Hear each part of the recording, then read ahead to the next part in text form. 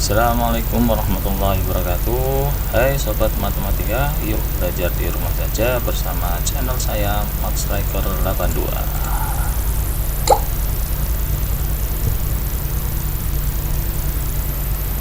Channel ini saya buat karena permintaan siswa-siswi saya untuk tetap belajar matematika dalam persiapan menghadapi USBK di tengah mewabahnya COVID-19 ini.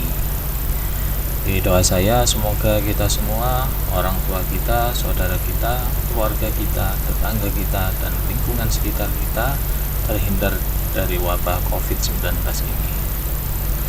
Allah juga senantiasa melindungi kita, berikan kesehatan kepada kita, dan menjauhkan kita dari segala mara bahaya, malapetaka, musibah, maupun bencana yang datang sewaktu-waktu, dan wabah COVID-19 ini segera hilang dari negara kita. Amin ya rabbal alamin. Baiklah sobat matematika, materi kali ini kita akan fokus membahas soal-soal tryout matematika sesuai SKL UNBK.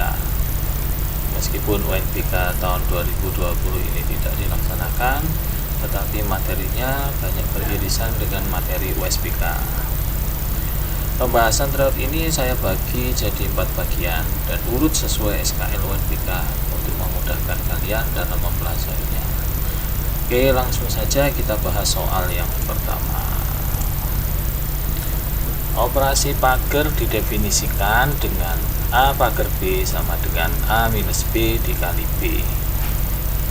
Yang ditanyakan nilai dari 2 pagar 4 dikurangi 5 pagar 3 adalah, karena definisi ini sudah jelas, kalau ada A pagar B sama dengan A dikurangi B kali B, maka 2 pagar 4 sama dengan 2 dikurangi 4 dikali 4, sama dengan 2 kurangi 4 minus 2 dikali 4 hasilnya minus 8. Selanjutnya 5 pagar 3 sama dengan 5 minus 3 dikali 3. 5 minus 3 2 dikali 3 sama dengan 6. Jadi nilai dari 2 pagar 4 dikurangi 5 pagar 3 sama dengan minus 8 dikurangi 6 sama dengan minus 14. Jawabannya A. Soal pertama ini berkaitan dengan bilangan bulat, operasi bilangan bulat. Kita lanjut ke soal yang kedua.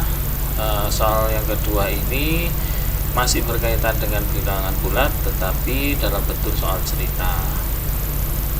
Dalam kompetisi matematika, setiap jawaban benar diberi skor 4, jawaban salah diberi skor min 2, dan tidak dijawab diberi skor min 1. Dari 40 soal, Rizal menjawab benar 26, salah 5 soal. Nilai Rizal adalah, ini termasuk soal yang mudah karena yang ditanyakan adalah nilai dari kompetisi ini. Di sini pernyataan ini kalau benar dikalikan 4, sedangkan Rizal menjawab benar 26 soal, berarti 26 dikali 4 104. Kemudian salah dikalikan min 2. Di sini 5 soal dijawab salah dikalikan min 2 hasilnya minus 10. Kemudian yang kosong berarti sisanya, karena totalnya itu 40, sedangkan yang sudah dikerjakan ada 26 tambah 5 31, maka yang kosong ada 9. Berarti yang kosong kalikan min 1, 9 kali min 1 sama dengan minus 9. Maka total nilai Rizal adalah, tinggal dijumlahkan semua, 104 ditambah minus 10 ditambah minus 9. 104 dikurangi 10, 94 dikurangi 9, 85. Saya rasa soal yang kedua ini juga tidak terlalu sulit. Kita lanjut ke soal nomor 3. Nah, soal nomor 3 ini berkaitan dengan bilangan pecahan. Jadi di sini kalian diminta untuk mengurutkan pecahan dari yang terbesar ke yang terkecil. Untuk soal-soal mengurutkan ini kalian harus menjadikan dalam bentuk desimal. Kalau kalian jadikan bentuk pecahan biasa, maka kesulitannya kalian harus menyamakan penyebut ya. Saran saya sebaiknya kalian jadikan menjadi bentuk desimal. Oke, 7/9 bentuk desimalnya adalah 0,777. Nah, bilangan ini mendekati 0,78. Selanjutnya 0,76, karena ini sudah desimal maka biarkan saja. Kemudian 3/4 bentuk desimalnya adalah 0,75. Sedangkan 77% bentuk desimalnya adalah 0,77.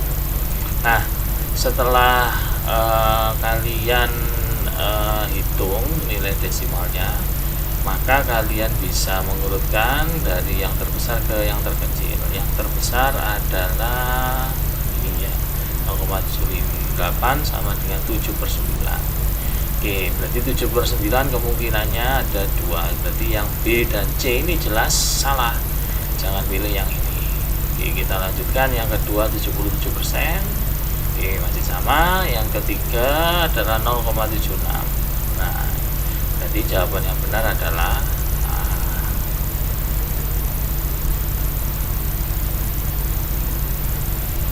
Oke, saya rasa nggak terlalu sulit juga. Kita lanjut ke soal nomor 4.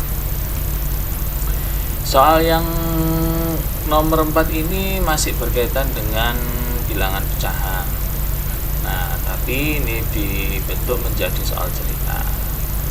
Oke, Ani memiliki gula pasir 3,5 kilo di rumah. Kemudian ia membeli lagi 5/4 kilo. Berarti gula pasir Ani semakin banyak. Nah, berarti di sini kita dapat total gula yang dimiliki Ani adalah 3,5 ditambah 5/4. Anak-anak, pecahan campuran ini terdiri dari bilangan bulat dan pecahan biasa ya. Jadi 3,5 itu sebenarnya 3 ditambah setengah, dan 5/4 itu sama aja 5 tambah 1/4. Untuk itu kalian bisa mengoperasikan bilangan bulat dengan bulat, pecahan dengan pecahan. Jadi 3 tambah 5 kalau saya operasikan hasilnya 8. Setengah tambah 1/4 kalau dioperasikan menjadi 3/4. Samakan penyebutnya ya. Jadi 8/3/4 kalau dijadikan pecahan campuran hasilnya 8/3/4. Kemudian gula pasir ini akan dibungkus 1/4 kilo setiap karung plastik.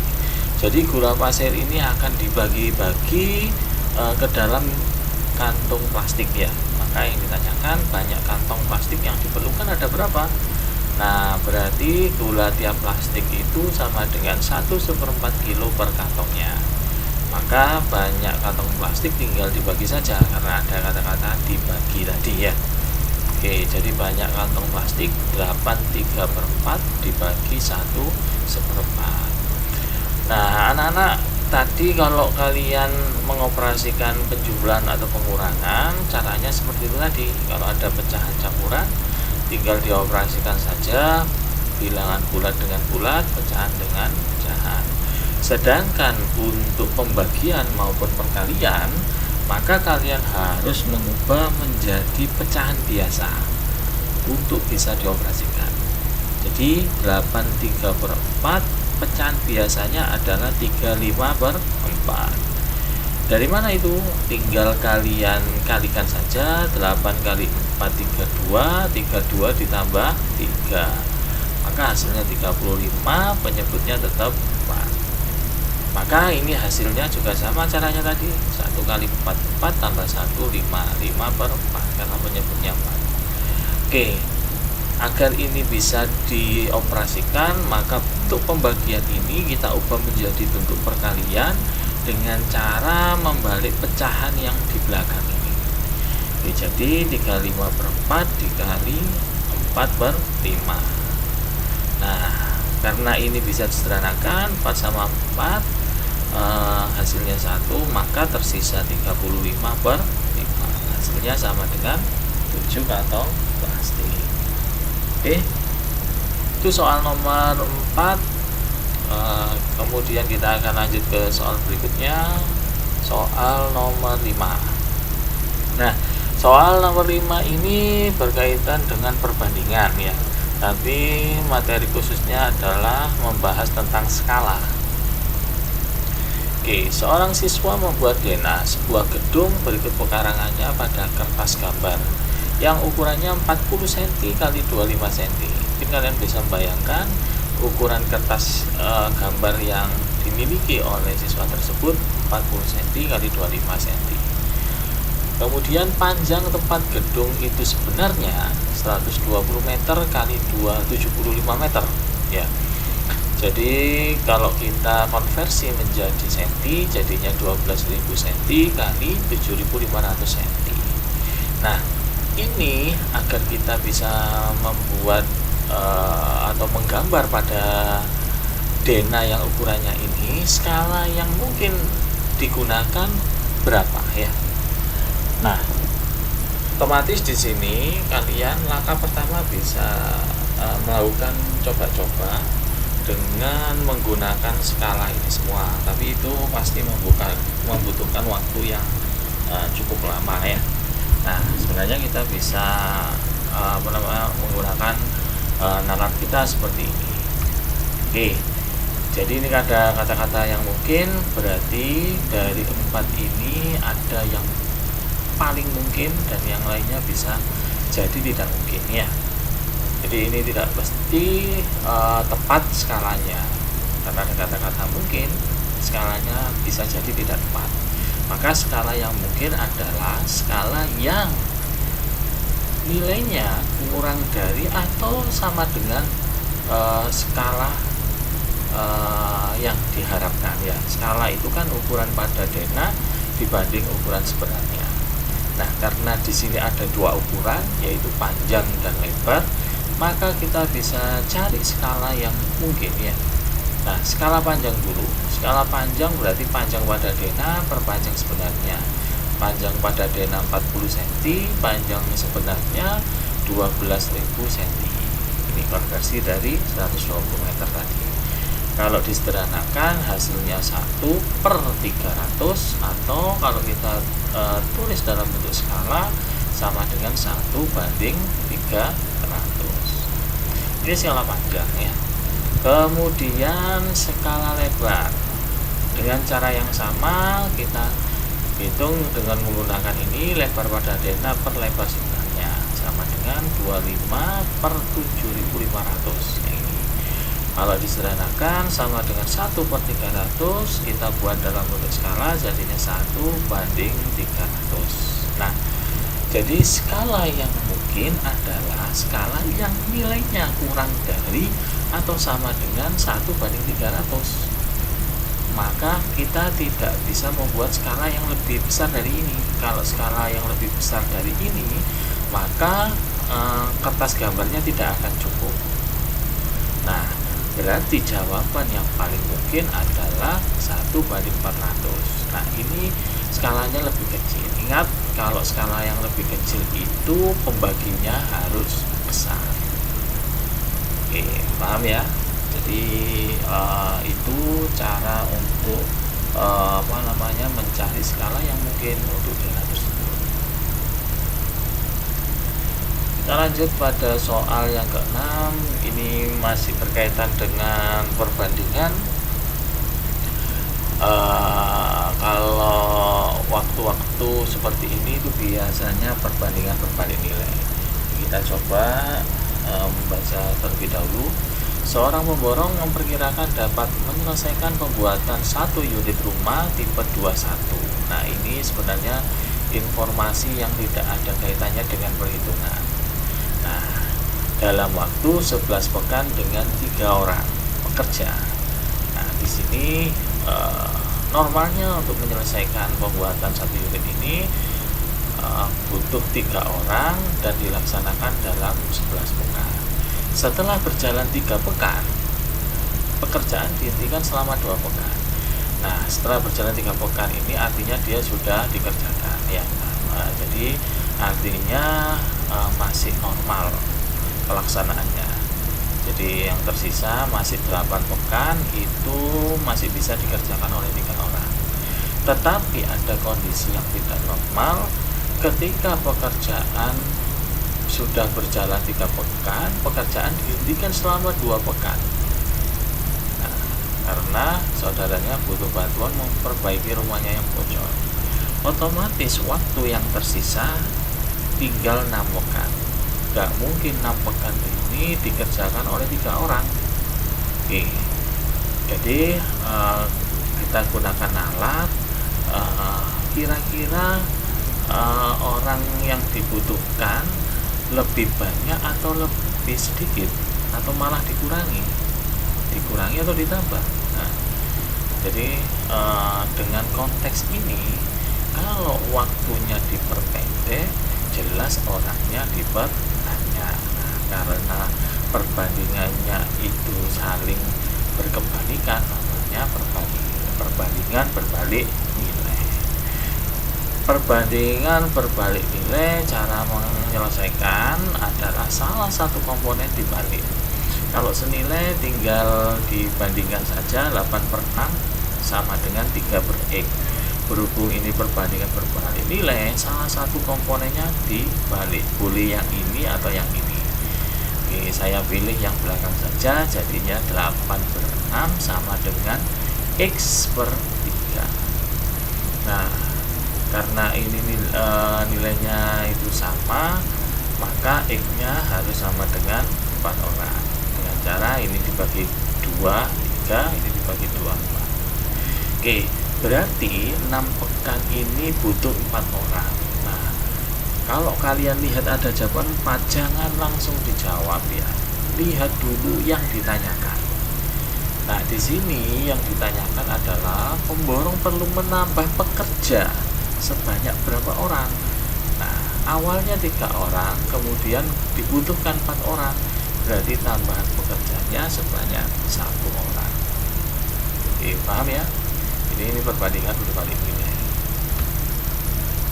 Selanjutnya ini berkaitan dengan bilangan berpangkat, lebih tepatnya bilangan berpangkat negatif. Berarti kalau menyelesaikan ini ada 3 konsep yang harus kalian gunakan. Konsep pertama, gunakan sifat A kali B pangkat M sama dengan A pangkat M dikali B pangkat M. Sifat kedua, kalau ada bentuk akar A dikuadratkan, maka secara tidak langsung akarnya itu hilang ya. Maka hasilnya sama dengan A. Contoh saja, akar 5 kuadrat itu kan artinya akar 5 sebanyak 2 kali. Akar 5 kali akar 5. Akar 5 kali akar 5 itu sama dengan akar 25. Akar 25 sendiri nilainya 5. Jadi di sini kalau ada akar dikuadratkan, secara tidak langsung akarnya hilang. Coba kita terapkan pada soal ini. Nah, kita misalkan pangkatnya itu positif dulu ya, itu untuk memudahkannya. Kita gunakan pangkatnya positif. Nah, 2 akar 2 pangkat 2 seperti sifat yang ini, kan hasilnya 2 dikuadratkan dikalikan akar 2 kuadrat. 2 kuadrat itu 4, akar 2 kuadrat seperti sifat ini hasilnya sama dengan 2. Maka 4 kali 2 sama dengan 8. Nah, 8 di sini itu artinya 8/1 ya. Karena ini ada kaitannya dengan ini. Kenapa kok saya arahkan ke 8/1? Nah, kita lihat sifat bilangan pangkat negatif. Kalau ada sifat bilangan pangkat negatif A pangkat minus N itu nilainya sama dengan 1 per A pangkat bilangan positif, artinya berkebalikan, tinggal dibalik saja.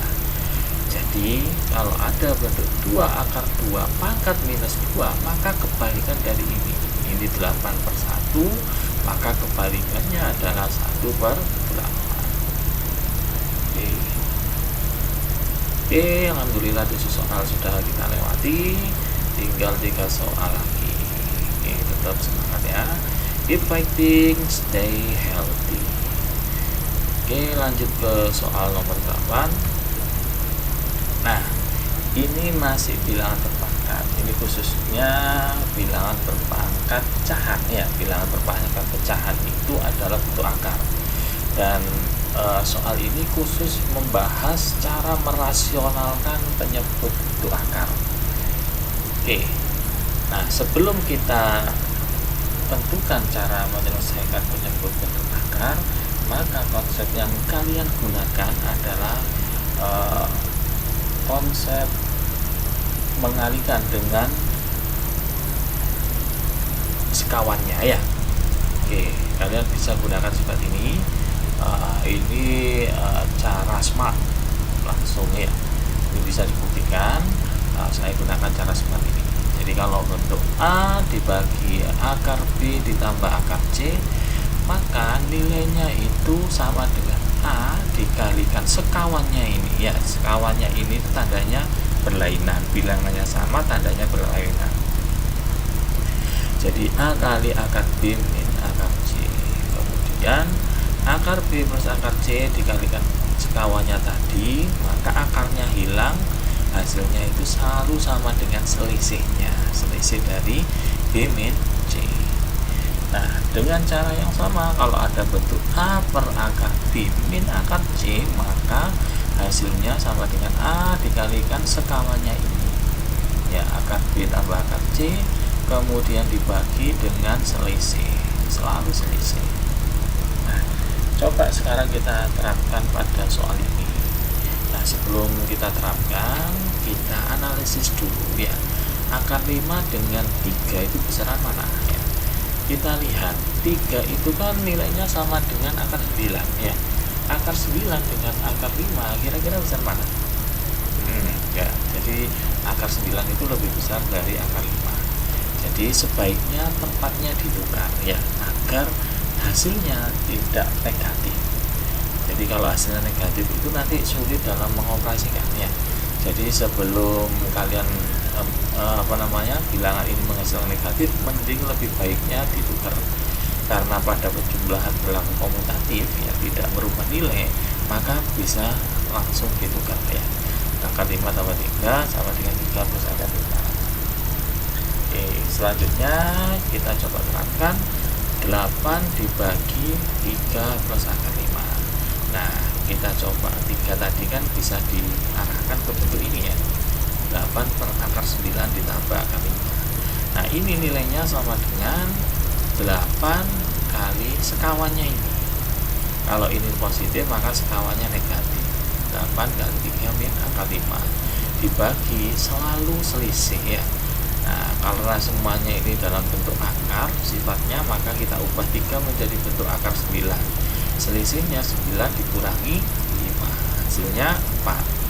Nah, bentuk ini bisa disederhanakan, 8 dibagi 4 2, kemudian kita distributifkan ya, kita jabarkan, ketemu 2 kali 3 6, 2 kali minus akar 5 sama dengan minus 2 akar 5. Jadi jawabannya A. Oke, saya rasa kalian bisa memahami dengan baik. Oke, kita lanjutkan soal yang ke-9. Oke, soal yang ke-9 ini masih bentuk akar ya. Jadi ini kita gunakan sifat perkalian bentuk akar. Nah, seperti yang kalian ketahui, akar A dikali akar kali B itu bisa dijabarkan jadi akar A kali akar B. Begitu juga sebaliknya, kalau ada akar A dikali akar B, maka akarnya ini bisa digabung jadi satu seperti ini ya. Jadi ini itu nanti kita arahkan ke bentuk ini, sementara itu yang ini kita gunakan fungsi yang kedua tadi ya. Nah, untuk menjabarkan bentuk ini, maka kalian harus mencari faktor pembagi dari A yang merupakan bilangan kuadrat terbesar. Ingat, bilangan kuadrat terbesar yang habis membagi bilangan B ya. Oke, coba kita arahkan 5 akar 8, yang ini tadi bisa dikalikan, jadinya 5 kali 15 75 ya, jadi 2 akar 75. Nah, kemudian kita cari bilangan kuadrat terbesar yang habis membagi 48. yaitu 16 ini bilangan kewajiban ya. Jadi 48 ini dapat dinyatakan sebagai 16 kali 3. Selanjutnya 75, bilangan kuadrat terbesar yang habis membagi 75 adalah 25. Dan 75 ini bisa kita nyatakan sebagai 25 kali 3. Maka kalau kita jabarkan 5 kali akar 16 itu nilainya 4, akar 3 biarkan saja. Akar 25 itu nilainya 5, akar 3 biarkan saja. Kemudian kita sederhanakan 5 kali 4 20 akar 3, 2 kali 5 akar 3 sama dengan 10 akar 3. Maka kalau kita jumlahkan karena akarnya sama, maka ini seperti cara menyelesaikan bentuk aljabar. Maka ini sebagai variabel yang sama, hasilnya tinggal menjumlahkan bilangan di depannya 20 tambah 10 30 kali 3. Oke anak-anak, tidak terasa pembahasan kita mau selesai. Kita langsung arah ke soal nomor 10. Oke, soal nomor 10 yang ditanyakan banyak tanda silang pada pola ke-9. Nah sekarang kita coba hitung ya, kita lihat polanya seperti apa ya. Kita lihat banyak tanda silang pada pola pertama 4 tambah 2 tambah 4 10. Pola ke-1 ada 10. Pola kedua ada 5 tambah 2 7 tambah 2 9 tambah 5 14. Berarti pola kedua ada 14. Kita lihat pola ketiga 6 tambah 2 8 tambah 2 10 tambah 2 12 tambah 6 18. Oke. Nah, cukup dari 3 pola ini kita lihat aturannya seperti apa ya. 10 ke 14 ini berarti ditambah 4.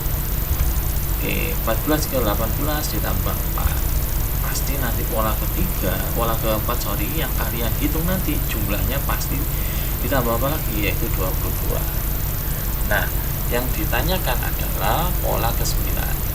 Nah, sebenarnya kalian bisa hitung secara manual, tapi hitung manual ini juga punya kelemahan satu, lama, yang kedua bisa jadi hitungan kalian salah ya. Oke, kita coba memanfaatkan rumus suku ke N ya. Suku ke N bisa kita singkat menjadi UN. Nah, anak-anak kalian lihat ini kan merupakan atau aturannya selalu ditambah 4. Artinya bilangan ini bilangan kelipatan 4, tetapi mulainya tidak dari 4, mulainya dari 10. Maka ini nanti harus ada tambahannya ya. Kalau bilangan keempat kan mulainya dari 4, 8, 12. Karena ini mulai dari 10, maka harus ditambahkan sebuah bilangan lagi.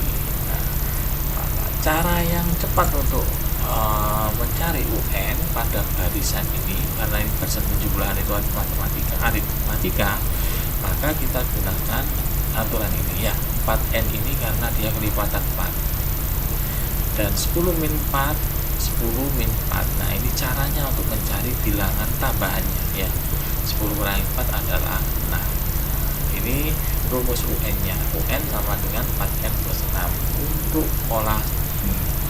Nah, yang ditanyakan pola ke-9, maka U9 tinggal masukkan saja N-nya, kita ganti 9. 4 kali 9 ditambah 6.